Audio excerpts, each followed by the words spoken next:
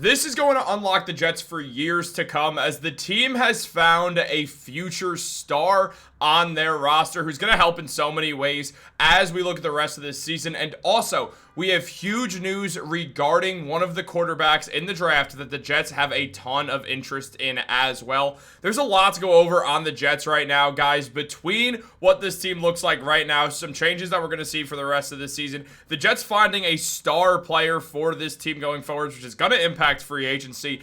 And on top of that, huge news on one of the team's biggest targets in this entire offseason between both the draft and free agency. But before we jump into it, guys, if you're part of that 70% that's not subscribed to Jets Digest, make sure to subscribe so you don't miss a single New York Jets update. We have daily videos coming out regarding the New York Jets, breaking down all the latest news, storylines, and everything else in between on the Jets. So if you want to stay up to date with everything regarding the Jets and know everything that you're talking about so you can outsmart all your friends on the Jets and act like you know ball and show that you know ball, this is the place to be. But let's jump into it, guys. Again, there's a lot to talk about with the team right now, as we are about to see a reason why the New York Jets are about to become unlocked. And, well, it's not fully this man right here, but it does in many ways start with this guy in Mason Taylor. Taylor was drafted by the Jets in the second round last year and has shown that he is a very promising rookie for the Jets at the tight end position.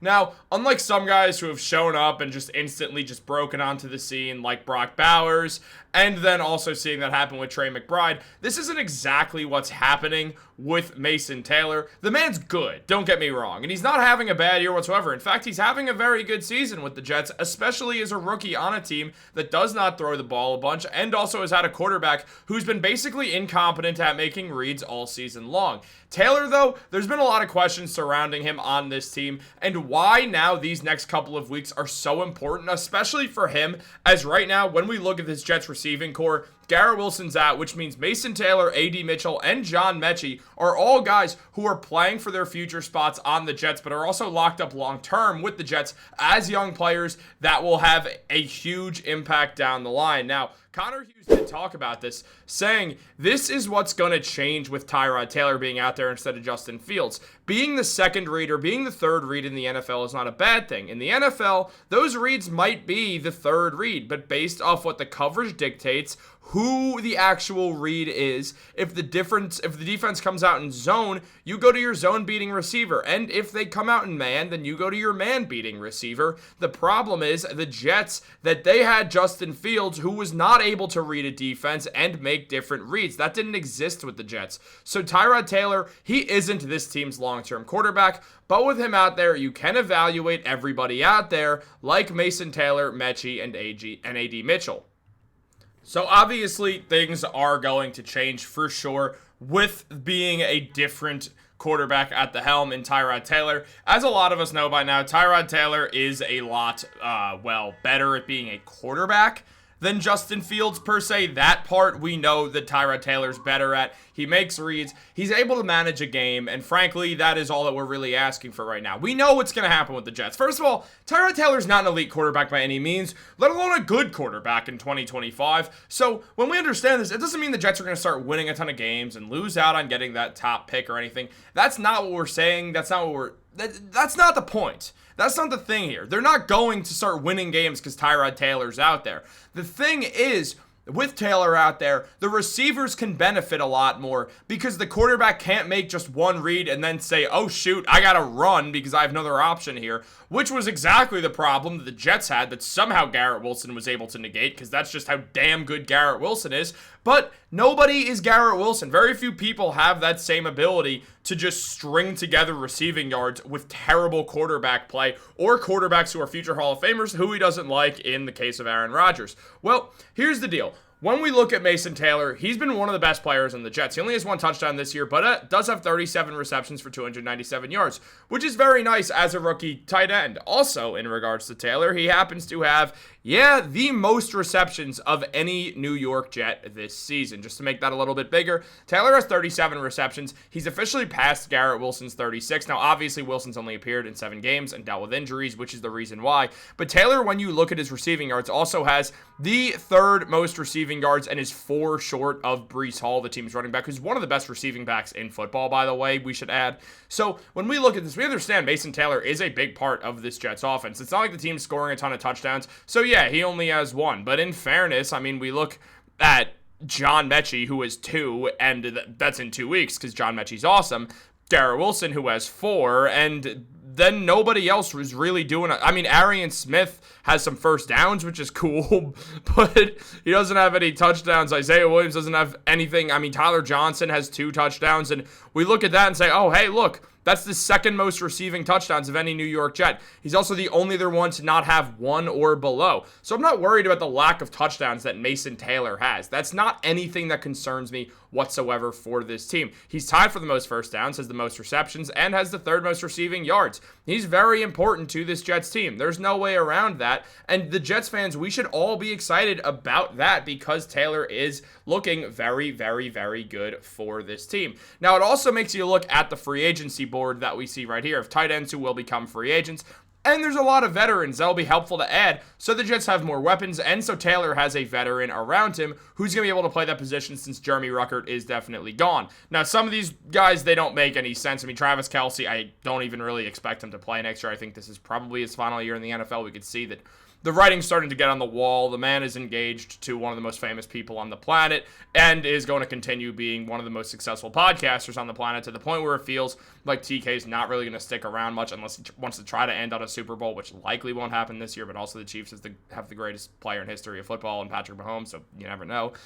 Mark Andrews, I feel like very low chance of a possibility. But then there's guys like David Njoku, Dallas Goedert, Tyler Higbee, guys who the Jets realistically can go after and try to steal away. If they don't get them, they could always look at the Zach Ertzes of the world. Ertz has aged quite well. Austin Hooper's still around, and he's been a long-time NFL veteran who had some nice years as well as a starting tight end. So mainly on the Falcons. So there's a lot of guys out there who the Jets can be excited about. Someone else who a lot of Jets fans are excited about is Dante Moore, a quarterback out of Oregon who has a bunch of raw potential, but has not played in too many NFL or too many starting college football games throughout his career. It's the big knock on him right now as a player. When you look at the career that he's had thus far, he did start in his true freshman year with UCLA before ultimately transferring to Oregon for a bit and then starting at Oregon the next year, where he has been quite good. Moore has 2,447 passing yards thrown with 23 touchdowns and only thrown 6 interceptions. He's clearly improved a lot over at Oregon in the Big Ten, and he is a very, very good quarterback who finds himself towards the top of the draft. However, there is an update on him as well to go over, as I mentioned, because Connor Hughes said, from what I've heard, Dante Moore is going back to school. A lot of people around the NFL assume that Moore is going back, and the NIL is changing a lot because you don't have to run over to the NFL. You're making multiple millions of dollars, especially if you're a quarterback. Moore can go back and wait another year and make $5 million where all of that wealth of experience can benefit them. Mendoza and Simpson will be there at 1 and 2 or 2 and 1, depending on who you like better. Now, Moore, that's the thing. He can hold off. He can pull a Jaden Daniels and decide, I'm a big name in college football. Everybody knows that I'm going to be a top NFL draft pick if this all keeps up. I'm confident in my abilities. I'm a dual threat QB, so people love to watch these type of guys like myself. I can make around $5 million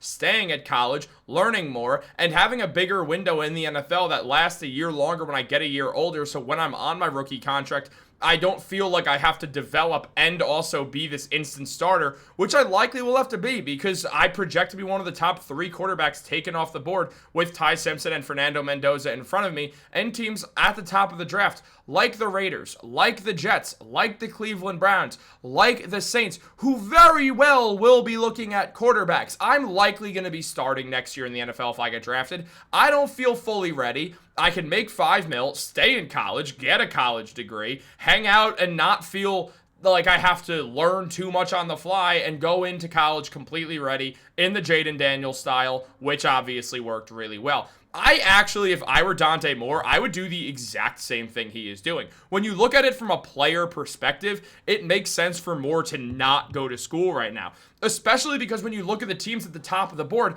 the Raiders, the Jets, the Browns, those teams have been bad forever. Do you really want to risk that and think, who knows, maybe something weird will happen and I'll find a way onto a better team because of traded draft picks or something like that, where I don't feel like I'm going to a franchise that's cursed, like the Jets, the Browns, and the Raiders. So it does make sense from Dante Moore's perspective to hold off for a year. And when Bleacher Report did just sort of break him down and give a scouting report on him, they did compare his grades to Bryce Young, Desmond Ridder, and Shadur Sanders, guys who you don't exactly want to see the numbers get compared to. But at the end of the day, he got the pro comparison of C.J. Stroud. C.J. Stroud is a franchise quarterback. I know his rookie year was really good, and then the second year wasn't, and there's been some ups and downs, but we know that Stroud is a talented player. And Moore grades out as a year one starter. So Moore waiting a year is harmful to the Jets because now it's more important than ever that the Jets continue to lose games so they don't miss out on the top tier of quarterbacks that really now just feels like Mendoza and Simpson. I mean, when we look at the odds for the top guys to be drafted, Lenora Sellers is still there. I fully expect Sellers to go back and do another year at South Carolina. Fernando Mendoza is obviously going into the draft and will likely be the first overall pick because the team, whether it's the Jets, the Browns, all these teams will look to trade up. Remember, the Browns do have some extra assets added on because of the trade they made with the Jaguars.